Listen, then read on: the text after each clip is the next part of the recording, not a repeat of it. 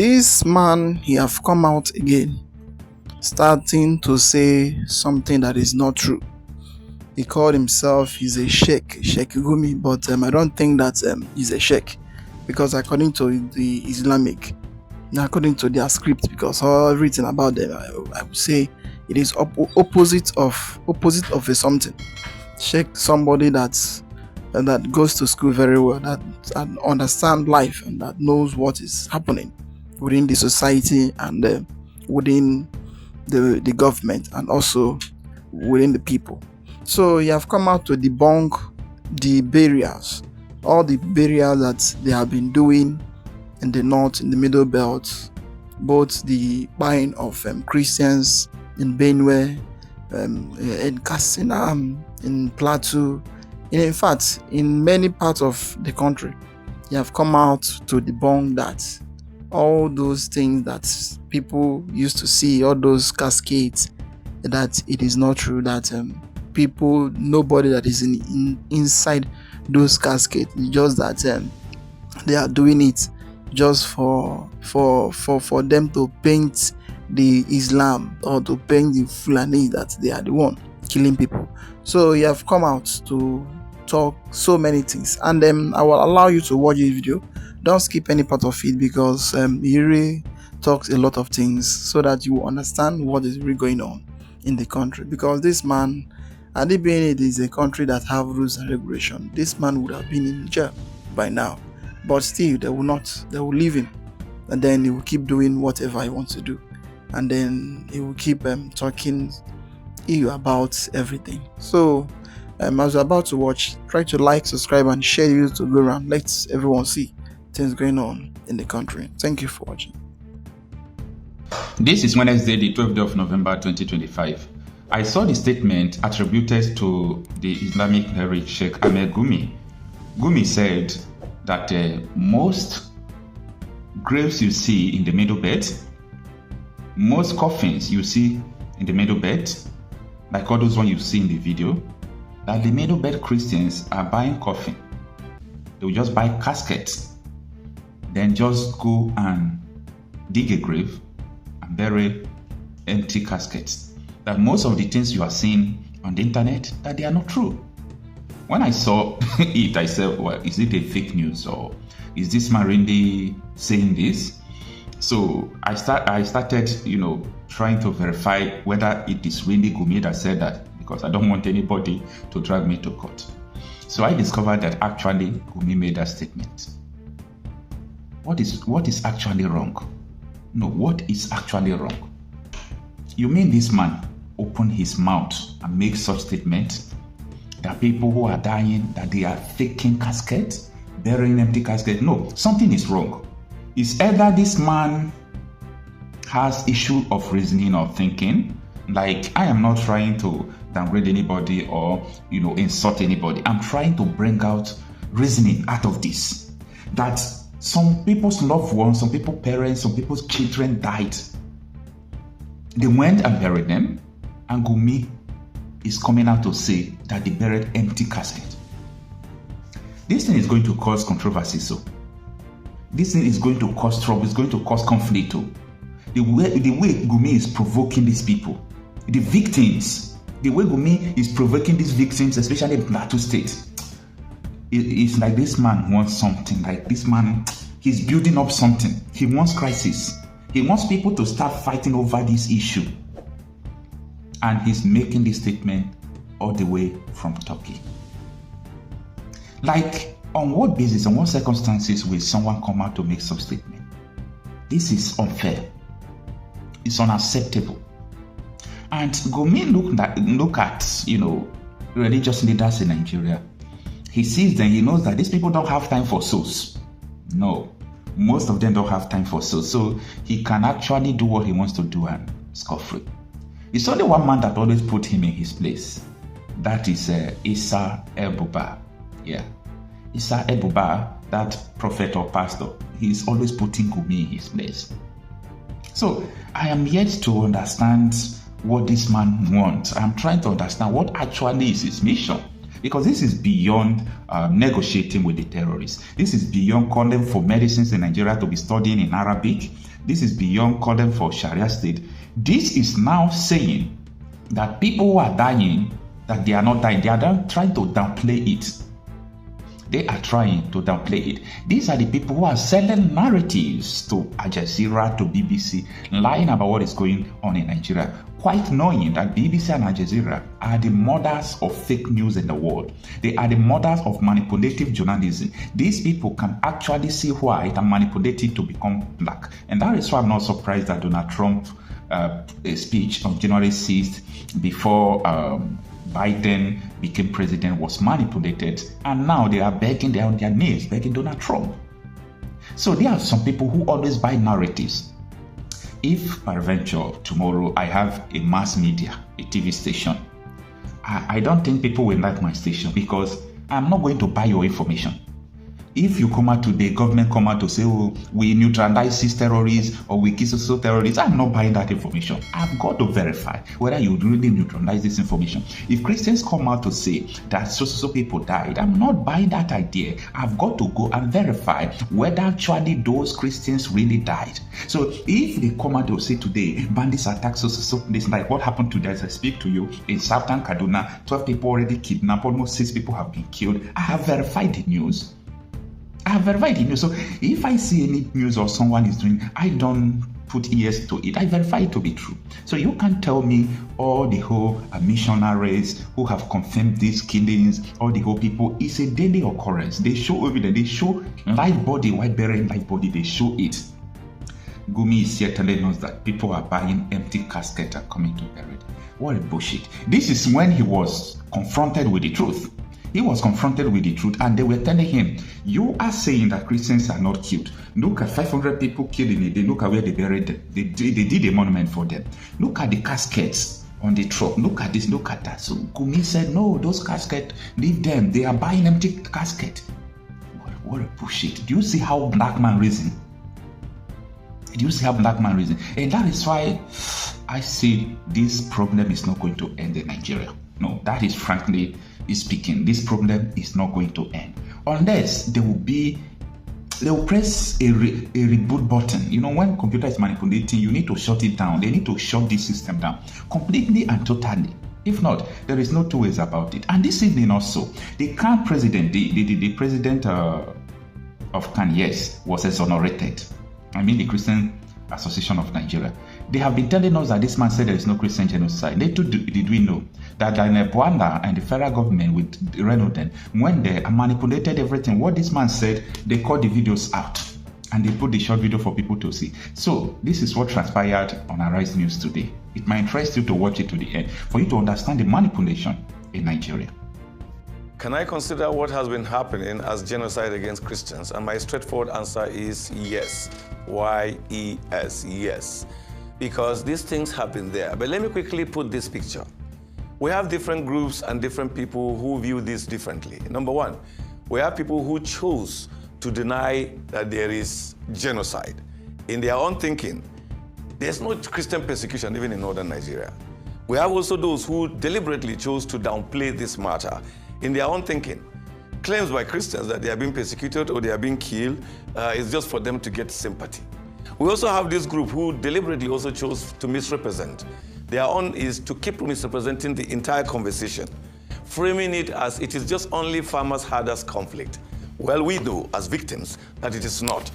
And then we have the last group, those who probably are sympathizers of the perpetrators or sympathizers of victims. So anytime you listen to this conversation, you have this thing going. But as I've said in many fora, that the truth about it is that anybody who comes out and say that there's no Christian genocide, there's no Christian persecution, is not fair. It's not fair to the Christians of northern Nigeria, neither is it fair to the victims and their families. Because some of us who are talking today, we've been around and we have buried many in numbers. We can give those numbers and those incidences with dates. Long even before Boko Haram came up. So the killings have always been there. To just fast track it, you begin with issue of Sharia crisis in 2000. Over 2,000 people died, and we know what really happened. We buried them. In just 2 years after the Miss World Beauty Pageant crisis came up, over 300 people were killed. We know what happened. We know the people were buried. I used to say this not for any reason, so that you don't think I'm telling you stories I read from books. I was part of the burial. I actually did the burial. So it's not a story. We knew what happened in 2006 about the Danish cartoon crisis. And then Boko Haram came up and further make it big. Kill our pastors, burnt our churches. The fact is that, like the Baptist church that I belong, many of our churches have to shut down completely in Maiduguri and in most of the part of the Northeast due to Boko Haram. Boko Haram were not just targeting people, they were targeting Christians. They publicly came, and thank God, ISWAP and other terrorist organizations have saying it publicly that, look, they will not stop tormenting or they will not stop persecuting Christians.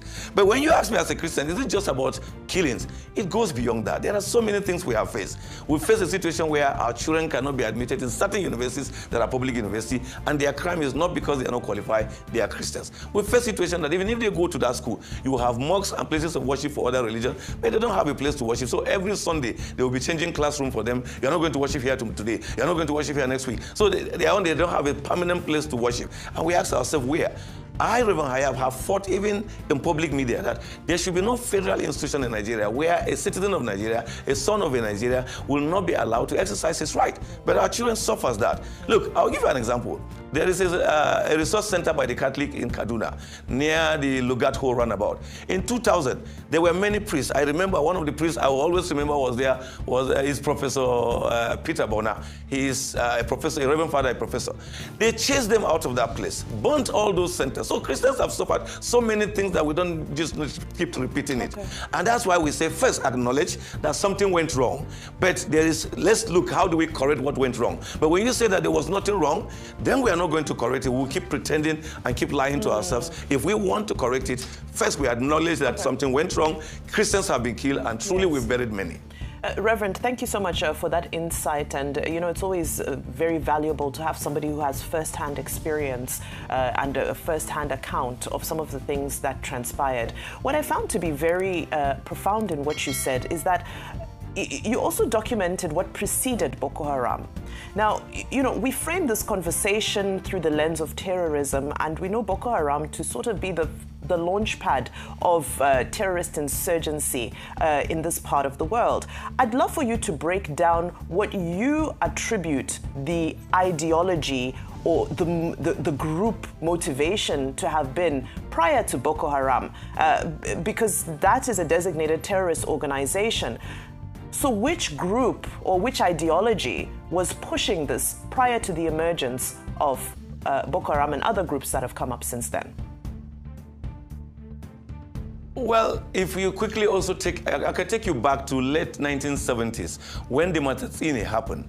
The only challenge is that at the time of Matatsine, there was no use of the term terrorism. But what Matatsine did was exactly terrorism. When Riyad Bonke came to Kano and to just launch his crusade, fundamentalists came out and killed people in hundreds. It was also terrorism. But probably because at that time, there was no term, the use of term terrorism. You will agree with me that terrorism became common after 9/11. So, but there has been killings. There has been a lot of evil going on in our soil in the name of religion. So, Boko Haram seems to be the most official terrorist group that came out publicly to declare their stand against any other faith. They are stand against Christians. They kill pastors like Oji. They kill Sylvester Osonabo. They kill many. So, Reverend, my question to you is, what the ideology is that Islam or nobody.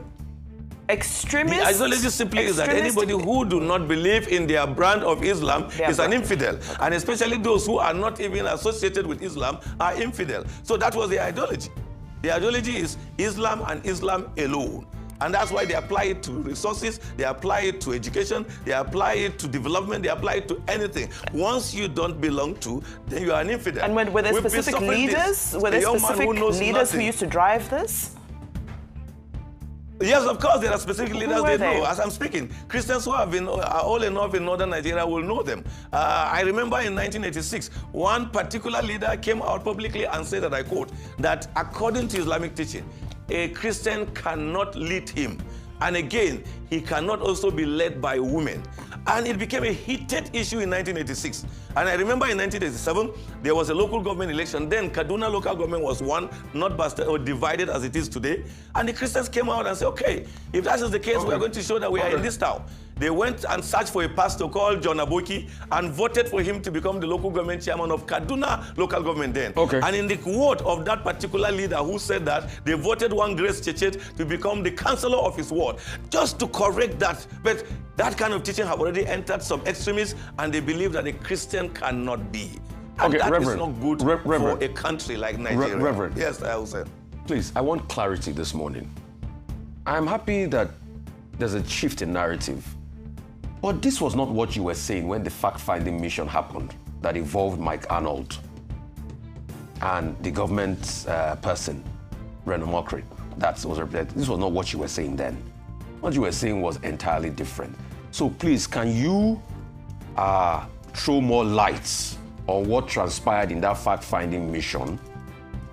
Also, this was not what you were saying when you had those meetings with Daniel Bwala. What changed? Have you seen the lights now, Reverend? Okay. Thank you very much for putting up this question, because I give you an opportunity to clear a misconception. From the first word, I had just repeated what I said in that interview now, and I have the full video. Whoever did one small video to blackmail me then did not know that I had the full video. From the first word, I simply said, I am Reverend Joseph John Hayab, the chairman of CAN in the 19 Northern State and FCT. And anybody who said that there is no killing is a liar. I can share that video with you, Rufai, so that you will know that something went out behind the scene. But when I finished explaining that, I said the only thing that as Christians we will not support is for someone, because there was a comment around that time of a comedian that said the total number of killing was 100,000, and then another said no, it's not 100,000, it's 500,000, and I clarified that there's no one that have killed 100,000 as at that time, or 500,000. And so I think either Mike Arnold or someone played the script and just went by the side. When you look at that video, you will see I was being picked by the side, and it did not take me what I said from minute 1 to the second minute, and just take some seconds in between the third minute and now put it as if I said something. Fortunately for me, a young man was there standing, and he videoed everything I said from first word to the last word. So when you watch it, then you will know the drama surrounding Nigeria. So I don't think there's any problem. Because the visit of Bwala to the National CAN, thank God that the National CAN came out immediately and also refuted. You can see the misinformation, the twisting. I've talked about misrepresentation. The Bwala team came to see our national leaders. Instead of discussing honestly, they just wanted to catch them on camera with group photographs, and they came out and said that our national president said the so-called genocide. And our national president never said so. Even the first report that came out to misrepresent CAN, one of our directors was quoted to have said that, and we sat him down, and he told our national leaders that he never said that. He was said out of context. I think one of the most dramatic aspects of this conversation is what you are seeing. Did you observe the video? The video is showing that I was in a meeting with Islamic leaders. Can someone tell me whether I've ever been in such a meeting? I have been part of some controversies sometimes. Are you saying, in the way people want to catch me, and they don't know that I... No, Reverend, sir. Because, Reverend, you know why I was shocked when I saw you on that fact-finding mission? Because I know you since the days of El Rufai and how you came here and you stood tall and you spoke against El Rufai. So when I saw you in that fact-finding mission, I was surprised. Are you saying that those that organized the fact-finding mission came to manipulate the system? And why were you part of it in the first place when they organized that manipulation? Why did you even go across I don't want to conclude. If their intention was to manipulate, their intention was to get facts. And what was the fact? I gave them raw, and I have all that interview on tape. Not anything, on tape. The fact is that the day I had a conversation with Mike Arnold, first, he was using the first 1 minute manipulative video, but when I sent to him the full video, he now said, yes, I admit that you did say this, you did say this. I don't know what happened, because the video also shows me something. Now, when Mark Arnold was seated by my side and we started the interview, he then moved towards my left or right. What was he? Then probably either him or his colleague were the one. They asked me to even wait and have a meeting with the Muslim. I said, no, I'm not here to debate. I've put my facts across that Christians are being killed, and anybody who said that contrary is lying. The fact is that the last part of the video, which even repeated that the reason why we are where we are is because of denial. Admit it and let's get here. Reverend, let's talk. Well, that is Nigeria for you, and that is the way the government of Nigeria is. Whenever something like this starts happening, they will try to blackmail the person, and they will try to make sure that those things did not come to light.